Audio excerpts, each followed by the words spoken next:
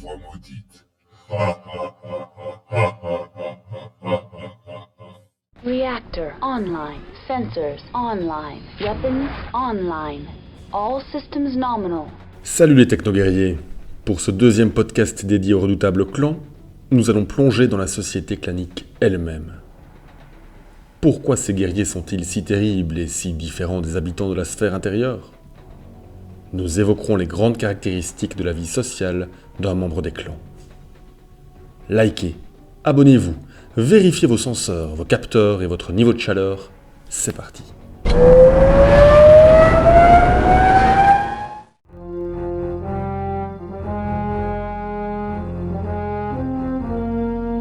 Après leur départ à l'opposé de la sphère intérieure, les membres exilés de la Star League Defense Force ont évolué enfermés dans leur vaisseau durant 2 ans. Ils se sont enfin installés sur 5 planètes à peine habitables. Ils ont recréé une forme de société sur ces planètes. Initialement, à l'image de ce qu'ils avaient connu dans la sphère intérieure, avec une empreinte particulière, étant donné que tous les membres étaient issus d'une force armée. Suite aux réformes des Kerensky père et fils, cette société a été profondément imprégnée par une philosophie martiale et méritocratique. En conséquence, le comportement social des membres des clans présente des différences importantes avec celui de la plupart des habitants de la sphère intérieure ou d'un Européen du XXIe siècle. Nous allons ici évoquer les traits les plus marquants de la société clanique. Mais il faut toutefois garder en tête qu'il s'agit de généralités. Tous les individus d'un clan ne sont pas identiques, même s'ils sont issus d'un même patrimoine génétique. Comme dans la société occidentale du XXIe siècle, il existe des individus aux pensées et aux comportements très différents de la norme d'un clan. On trouve donc des individus plus ou moins respectueux des normes sociales, même si la société clanique est dans l'ensemble plus homogène. La recherche de la perfection, l'efficacité, l'abnégation individuelle au profit du bien collectif sont des constantes au sein de chacune des castes d'un clan. On peut y voir une forme proche du communisme utilitariste du XXe siècle, alliée à l'esprit chevaleresque des samouraïs de l'ère Edo.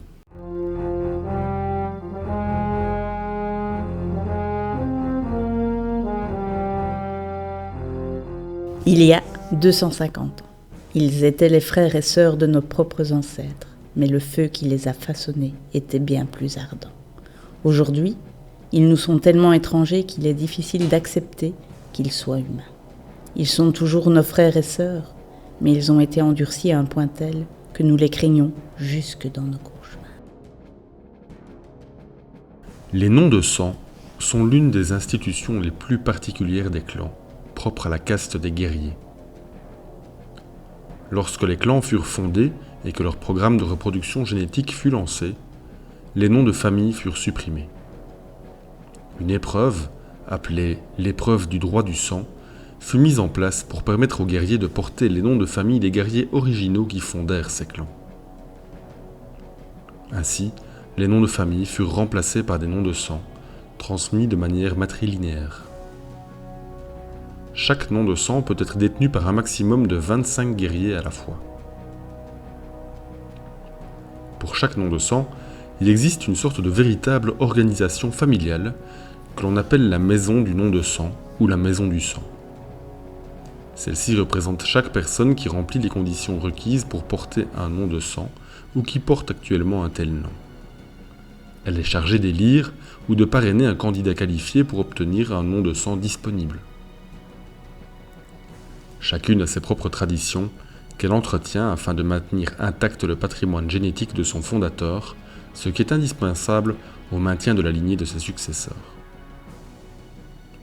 Chaque maison possède également sa propre chapelle du sang, située sur la planète Stranamekti et entourant la salle des camps. Ces chapelles servent non seulement à conserver l'ADN de tous les membres de la maison du sang, vivants ou morts, mais aussi à commémorer les exploits de leurs fondateurs et de leurs dignes successeurs. Sans exception, il n'y a rien de plus sacré pour les clans que ces chapelles.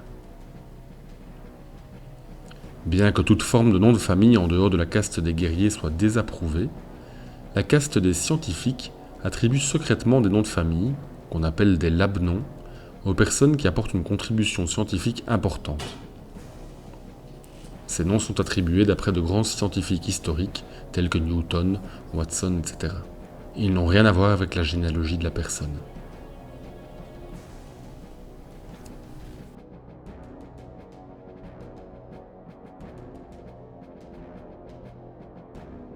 La psychologie des clans est caractérisée par un certain nombre d'éléments qui influencent leur comportement, non seulement sur le champ de bataille, mais aussi voire surtout dans la vie de tous les jours.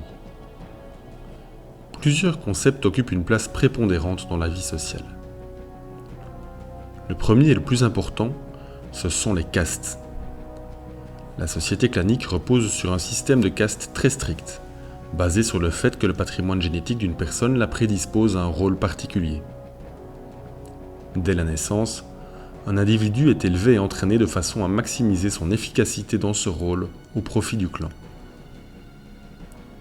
Les 5 castes sont les suivantes. La première, c'est celle des guerriers, ensuite les scientifiques, les marchands, les techniciens et enfin les ouvriers. Les guerriers sont les plus prestigieux. La caste guerrière assure les rôles de dirigeants du clan, de la police et surtout la force militaire, tels que les mech warriors, les élémentaux qui combattent en battle armor et les pilotes d'aéronefs. Les autres castes ont généralement pour rôle de tout mettre en œuvre pour assurer la réussite de la caste guerrière. Le seul clan où une autre caste est tenue en estime comparable, voire parfois supérieure à celle des guerriers, est le clan Diamond Shark ou Sea Fox, suivant la période. Chez eux, les guerriers négociants sont assez communs et les marchands sont les dirigeants de facto.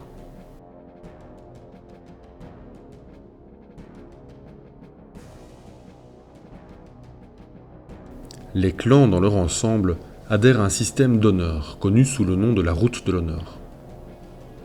Bien que certains clans soient beaucoup plus conservateurs que d'autres, tous suivent ce concept d'honneur dans une certaine mesure. Entre autres choses, ce code exhorte à l'habileté personnelle et à l'efficacité avant tout. Et c'est particulièrement vrai pour les guerriers, qui sont soumis à des règles d'engagement connues sous le nom de Zellbrigen. Ils formalisent la plupart des combats et les érigent en des processus de décision appelés épreuves. Il existe ainsi des épreuves de position pour gagner en avancement, les épreuves de possession pour revendiquer une ressource détenue par un autre, ou les épreuves de refus pour réfuter légalement l'ordre d'un officier supérieur ou d'une instance dirigeante.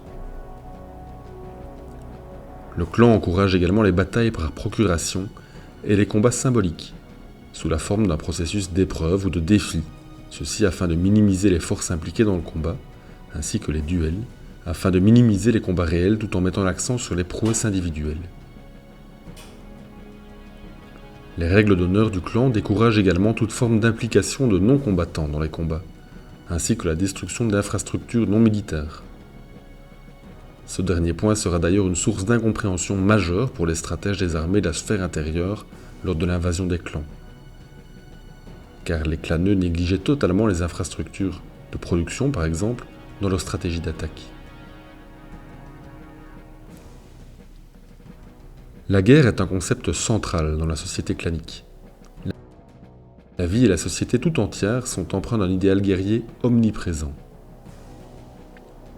Ceci dit, la guerre n'est pas envisagée de la même façon que dans la sphère intérieure, dans une perspective de prolongement de la politique à la Machiavel. La guerre est ici ritualisée, considérée comme la façon la plus noble de régler un différend, une divergence d'intérêts ou un litige de quelque ordre que ce soit. On peut faire un parallèle avec l'idéal chevaleresque du Moyen-Âge occidental ou la culture guerrière des samouraïs. Suivant leur clan, les guerriers suivent de façon plus ou moins intégriste ce fameux Zellbrigen, le code de conduite au combat, qui est tout à fait propre au clan. Dans un prochain épisode, nous aborderons l'aspect tactique de leur pratique de la guerre. L'honnêteté est une valeur importante pour tous les membres des clans, depuis les guerriers dirigeants jusqu'aux castes inférieures. Mentir ou ne pas tenir sa parole porte atteinte non seulement à l'honneur personnel d'un individu, mais également à celui de son clan tout entier. Cela signifie par exemple que le vol est moins répandu dans les clans que dans la sphère intérieure, bien que le système judiciaire particulièrement brutal joue certainement aussi un rôle à cet égard. Si une personne convoite un bien, elle passera par les voies appropriées ou sollicitera une épreuve de possession. Cette nature honnête peut parfois laisser croire aux sphéroïdes que les membres des clans sont un peu naïfs.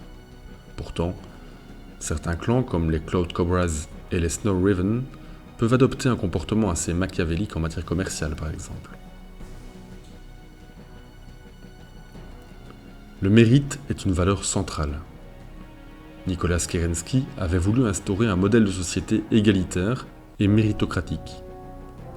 Peu importe la classe à laquelle un individu appartient, il cherchera généralement à se dépasser dans la réalisation de tout ce qu'il entreprend, et le plus souvent, les activités liées à sa fonction au sein du clan.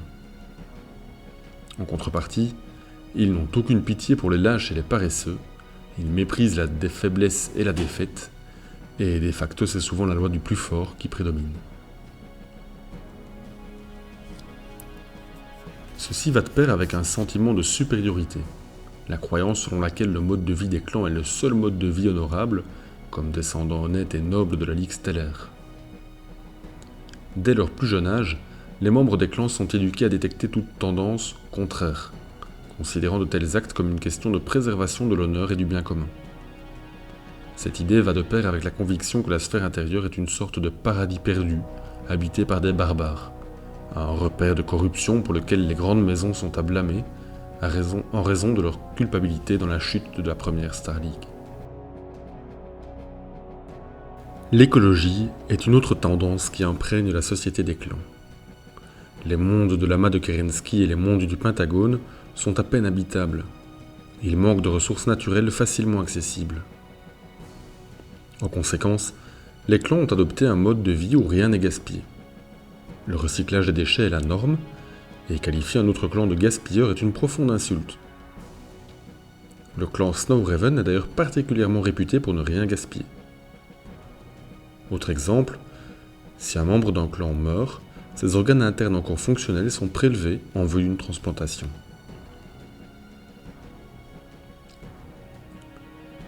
Il existe une distinction nette entre les individus nés de façon naturelle, suite à l'accouplement de ses parents, et ceux qui ont été fécondés in vitro et mis au monde de façon totalement artificielle. En règle générale, les premiers sont minoritaires et ils sont vus comme imparfaits par leurs frères appelés les vrais-nés. L'utilisation de la fécondation in vitro est également en partie responsable de la désinvolture envers l'amour et les relations sentimentales au sein de la société du clan. Ceci d'autant plus que l'acte sexuel a été dissocié de la reproduction. Alors que dans la sphère intérieure, de tels actes sont considérés comme un signe d'intimité dans une relation, chez les membres du clan, il s'agit simplement d'un élément normal de l'amitié. L'idée de fidélité leur échappe totalement, et s'accoupler avec des amis ou des membres de la même fratrie est tout à fait naturel. Pour eux, l'acte de séduction est totalement inutile. S'ils se donnent la peine d'exercer une quelconque forme de séduction, il y a de fortes chances qu'ils se contentent d'aborder un parfait inconnu et de lui demander s'il est intéressé par un accouplement. Conformément au programme d'eugénisme, les civils sont associés en fonction de leur compatibilité génétique dans le seul but de produire des enfants. L'éducation est réalisée de façon tout à fait centralisée et utilitaire, autour du concept de SIPCO. Le SIPCO est la traduction de Sibling Company, que l'on pourrait traduire par compagnie de frères et de sœurs. Il s'agit du principal moyen d'élever et d'entraîner les guerriers du clan. Les enfants vrais-nés sont placés dans un SIPCO après avoir survécu à une forme d'entraînement dans une crèche. C'est là qu'ils commencent à acquérir les compétences nécessaires à leur rôle individuel, qu'il s'agisse de futurs mech-warriors, de pilotes aérospatiaux ou d'élémentaires, jusqu'à leur 20e anniversaire environ, la date à laquelle ils sont soumis à leur épreuve de position et deviennent des guerriers à part entière, ou qu'ils échouent. Les SIP cadets, comme on les appelle, forment souvent un lien à vie entre eux. Cette fratrie, c'est ce qui se rapproche le plus de la famille dans la culture du clan, qui par ailleurs cherche généralement à minimiser les liens familiaux au-delà du clan dans son ensemble.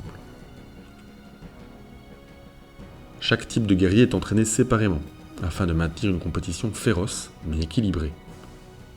L'évaluation de la valeur d'un cadet commence dès le début de sa carrière.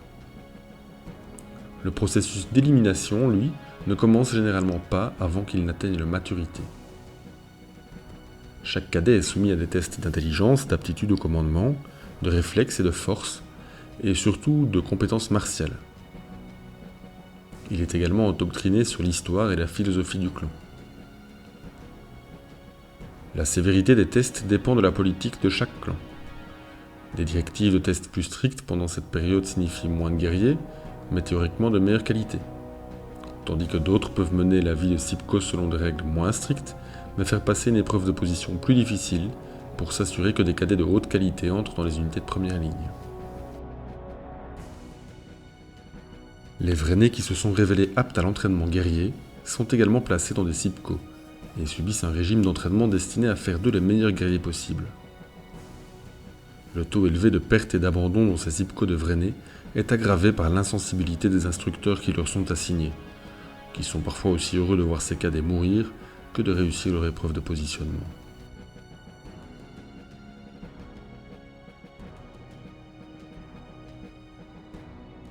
Bien que connus pour leur esprit utilitaire, les clans maintiennent un certain nombre de traditions artistiques. La plupart sont axés sur leur passé mythologique, et en particulier les figures fondatrices de la famille Kerensky.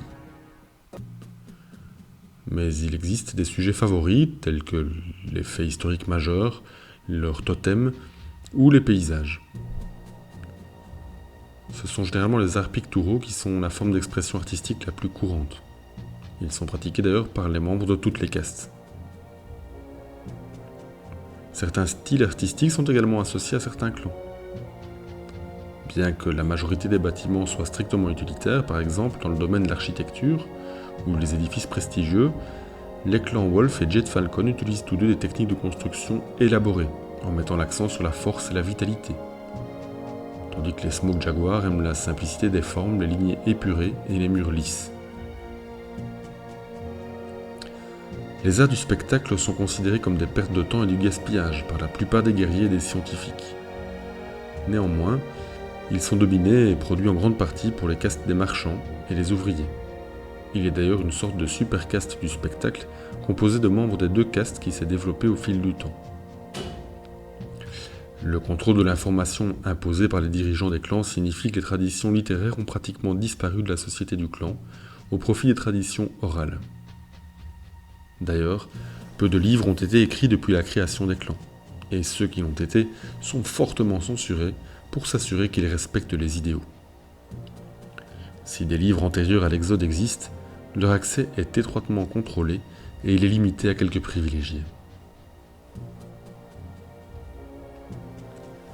Les guerriers des clans pratiquent une grande variété de sports qui leur permettent d'exprimer leur esprit de compétition et favorisent la santé physique, le travail d'équipe et une certaine forme de dextérité mentale. L'un des deux sports d'équipe les plus populaires est la crosse, pratiquée par les guerriers des clans Wolf, Coyote et Fireman Drill. Bien qu'il soit semblable à bien des égards au sport original, chaque équipe commence ici avec 100 points, chaque but marqué en rapporte 50, et tout joueur portant la balle peut être frappé avec le bout de la crosse. L'armure légère des joueurs intègre des capteurs qui enregistrent ces coups, et toute touche soustrait un point au total de l'équipe. Le jeu se termine lorsqu'une équipe est réduite à des points négatifs, ou après 1 heure, auquel cas l'équipe ayant le score le plus élevé l'emporte. Ce sport est davantage pratiqué par les pilotes de l'aérospatiale dont la petite taille leur permet d'occuper des positions offensives et par les MechWarriors. Il est par contre délaissé par les élémentaux. L'autre jeu le plus populaire est le football, qui se décline en fait en 3 variantes distinctes. Le rugby est principalement pratiqué par les clans Steel Viper, Ice Alien et Star Adder. Il consiste à déplacer un ballon ovoïde sur un terrain pour marquer de l'une des 3 façons suivantes. Alors que les méthodes traditionnelles de mise à terre ou de coup de pied dans les poteaux de but existent toujours, une 3e méthode consiste à plaquer le porteur du ballon et à le forcer à le lâcher, ce qui rapporte un point. Le football est similaire au rugby, et les deux équipes opposées essayent de déplacer un ballon sphérique sur le terrain et de marquer un but, bien que les joueurs, à l'exception du gardien, ne puissent pas utiliser leurs mains. Comme pour la crosse, la plupart des joueurs de football sont des pilotes de l'aérospatiale et des MechWarriors, et le rythme rapide de ce sport les oblige à élaborer des stratégies à la volée. La troisième variante, c'est le football dit américain. Elle est jouée le plus souvent par les clans Ghost Bear, Hell's Horse et Smoke Jaguar. Il est axé sur l'exécution de tactiques de jeu planifiées à l'avance, et il est pratiqué presque exclusivement par les élémentaux.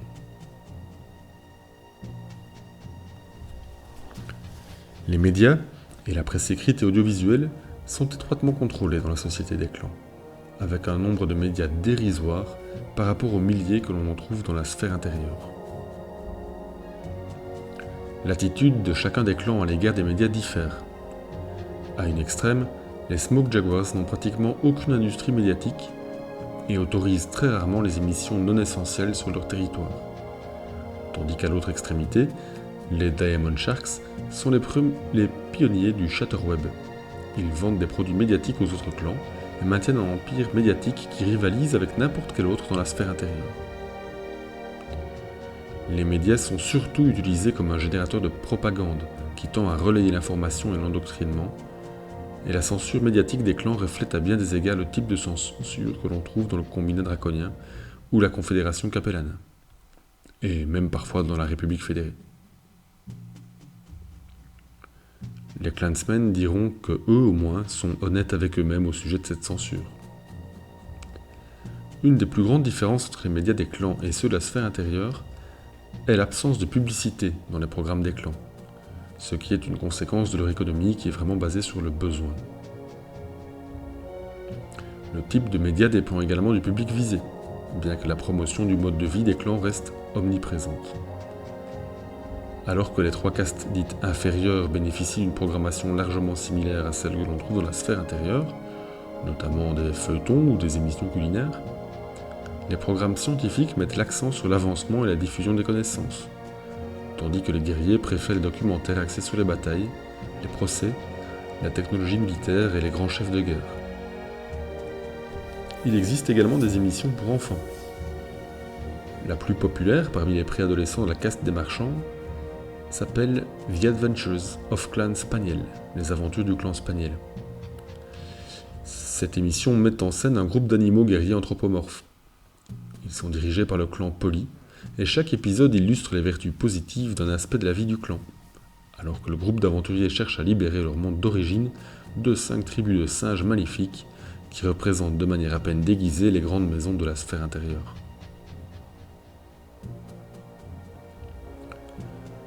Tous les clans ont pour unique langue l'anglais, sous la forme qui était d'usage à l'époque de la première Star League.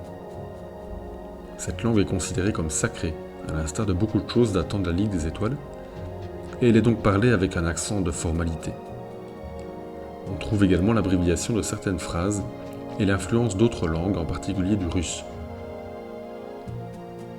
Certains mots sont nouveaux, des expressions ou des structures de phrases sont absolument typiques des clans. Ces expressions sont souvent des contractions de mots, et elles sont vraiment caractéristiques. Elles justifieraient à elles seules un podcast sur ce sujet. Les clansmen sont en grande majorité athées. Cependant, le culte de Kerensky a revêtu une dimension quasiment religieuse. Les Kerensky et toute la fondation des clans sont entourés de mythologie et de superstitions, en partie grâce au contrôle strict de l'information. Comme Moïse, Alexandre Kerensky est considéré comme une figure paternelle qui a conduit son peuple dans le désert, mais qui n'a jamais vu la terre promise, tandis que son fils Nicolas est le Messie qui a sauvé le peuple des ténèbres. La doctrine de l'espoir caché, selon laquelle les clans retourneraient un jour dans la sphère intérieure et reformeraient la Ligue des Étoiles, a longtemps été le moteur de la vie quotidienne des clans. Elle est au cœur de cette croyance.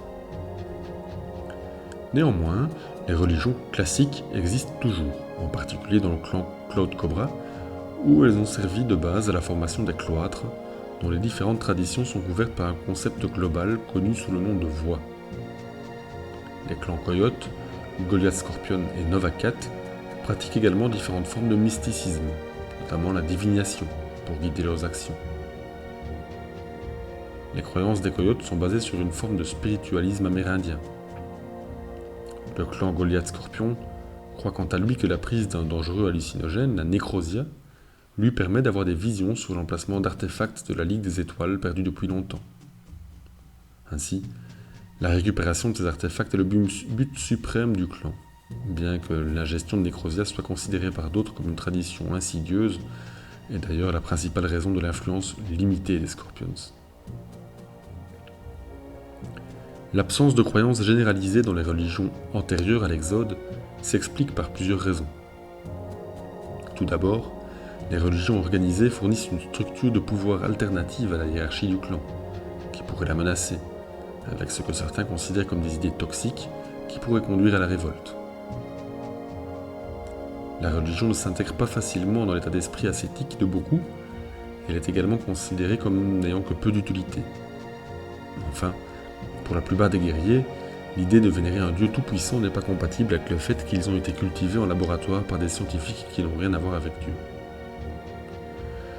Si la persécution pure et simple des religieux est rare dans la société du clan, ceux qui adhèrent à une foi sont généralement seulement tolérés, avec tout de même des difficultés supplémentaires plus ou moins importantes dans leur vie quotidienne.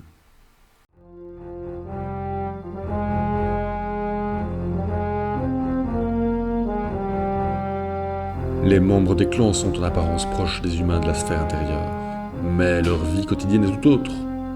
Les institutions des clans sont aussi très différentes. On peut parfois les rapprocher d'une forme de communisme teinté de tribalité. Découvrez cela, leur rapport aux grandes maisons de la sphère intérieure, ainsi que leur destin dans les prochains épisodes de La Voix Maudite.